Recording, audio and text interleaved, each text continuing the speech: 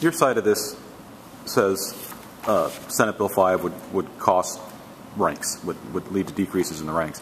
The other side of this is saying the same thing if Senate Bill 5 is repealed. Why does your argument hold more legitimacy than their argument? Well, I'll tell you what, Ohio's faced tough economic times prior to this law.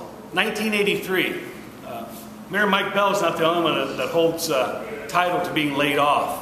I was laid off in 1983 in Marion, Ohio, prior to collective bargaining. Ohio, like every other industrial state, has seen tough economic times. We're no different.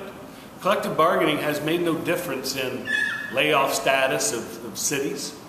Certainly I was a victim of not a victim, I happened to be laid off by my father, no less, who was safety director, who had a hand in that. I don't know if that would happen today. Would that happen today with some of the rules that nobody's talking about in this law, that they can pick and choose who they want to get rid of? So, I would challenge those who make that claim. They ought to talk to the governor and his cronies about this budget. When it goes up $5 billion, but local government funds are cut nearly $1 billion over 2 years. Let's talk about the pressures that local jurisdictions have to take on now because of their budgetary practices, rewarding their friends, selling the assets of Ohio, and disregarding the citizens of Ohio in our jurisdictions who count on public safety, count on those local government funds, count on those estate taxes. I think he should have to answer to them about the layoffs in our communities. Collective bargaining has provided an avenue that we come and sit down at the table to make wise decisions on how we're going to protect the public in these tough economic times. I've been involved with it. I've done it. If a jurisdiction comes to the firefighters and says your share is X amount, we have a budget shortfall, guess what? We roll up our sleeves, we get our pencils together, and we try to make that work so the public safety doesn't suffer.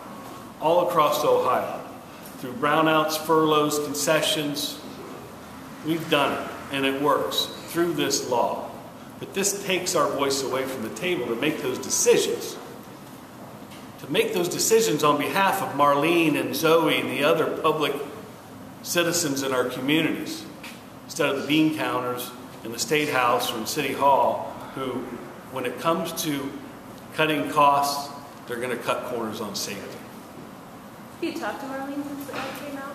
I have not, but our District Chief, Paul Weber, I was in Cincinnati yesterday. They talked to her on, I get my days confused, they talked to her, I believe, on Tuesday, sat down with her.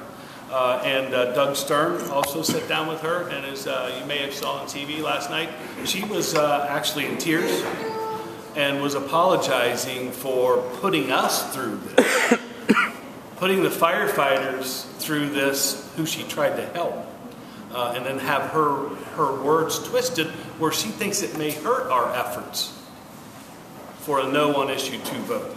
So, she's the salt of the earth. We don't check W-2s when we walk into somebody's house, a structure fire, an EMS run.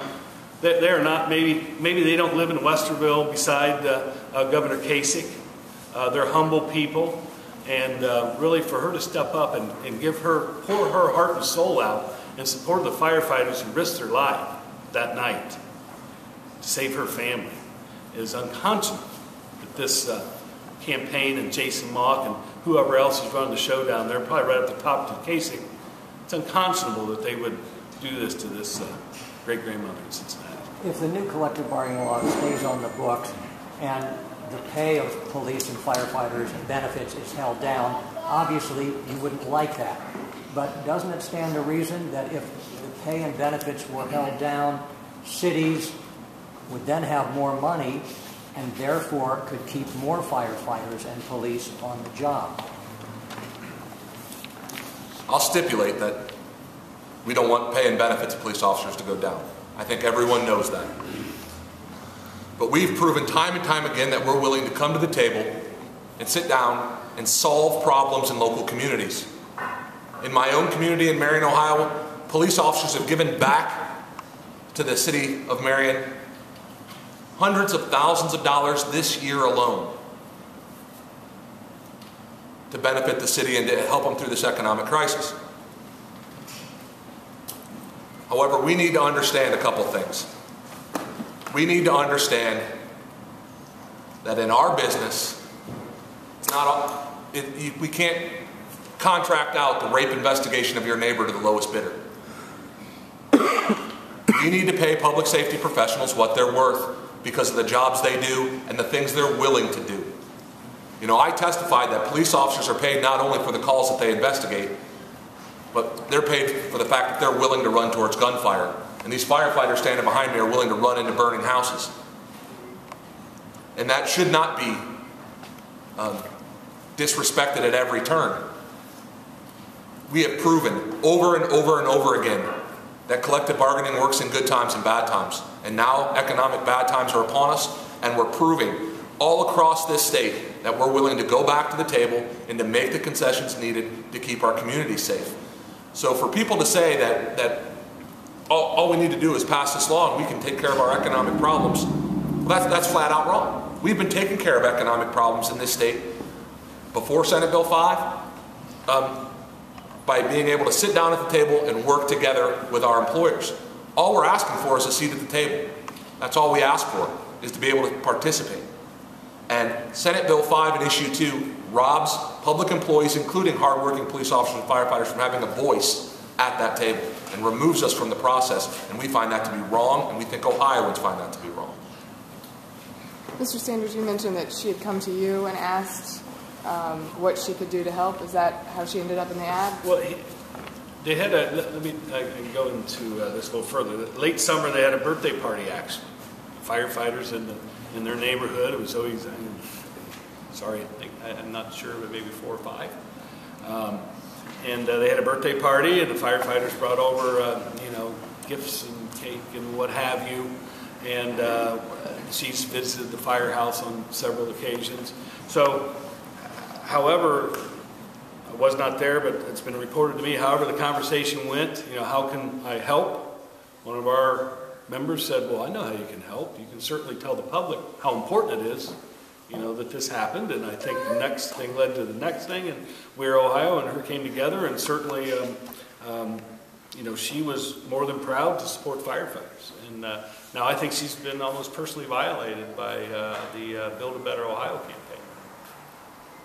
Mark, can we expect that we might see more of Mrs. Quinn in future ads or press conferences or what have you? Or she's... right now she's at a church retreat. I think she would be willing to do what we need to be, but it's almost as I said before. She broke down and was apologetic to us that she let us down. So I think those decisions will be made, by her and probably talking to firefighters that met with her the other day and moving forward, see what the best way to, move forward. I'll tell you what, if she was my grandmother, first of all, when I saw Jason, I would probably have a few choice words for him. She's my grandmother. Second of all, I don't know if I want my grandmother, up for this again. But again, that'll be up to, she's a pretty strong woman, she's pretty feisty, but she's committed to firefighters, and again, her concerns were that she let us down, so I think that's telling of what kind of character she has. So it's been a pretty contentious battle so far. Was there any kind of concern, or explanation by the campaigner, by you guys, that this could get a little heated if she appears in the ad? She might open herself up to criticism. Those are legal matters, and I'm sure somebody else can speak on that. And I know what I've read, and I know there's ways of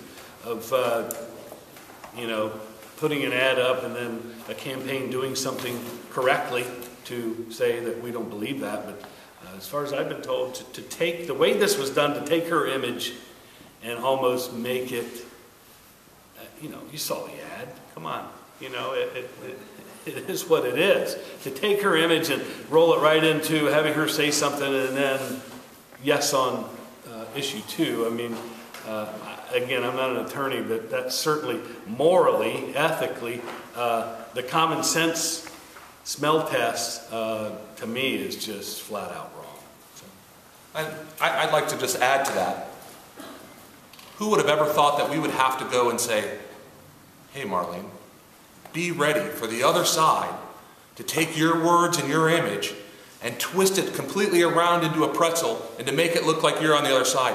Who would have ever thought before we got into this thing that they would stoop that low? Who would have ever thought that they would go after a 78-year-old grandmother, knowing full well what position she has, and try to twist her into that pretzel to make her look like she's a supporter of issue 2? I certainly didn't believe that would happen. I believe that they'll say all kinds of things about Mark and I. We signed up for this. We knew what we were getting into. But this is, just below the belt. This is below the belt. And, police officers and firefighters all across the state, I have never seen them so angry. They were angry when they called Officer Barrett an idiot. They were angry when we get kicked out of the State House. They were angry when we were shut out of the legislative process. They were angry when they put ads up on TV. But this is the straw. And police officers and firefighters are taken to the streets to talk to their neighbors. And they're working like they haven't worked before on phone banks and canvassing, and to talk to our neighbors about why issue 2 is bad for Ohio and why we need a no vote. And at the end of the day, when this is all over with, and we're sitting down and talking about this campaign, and they're sitting down talking about this campaign, somebody in that room is going to say, we screwed up.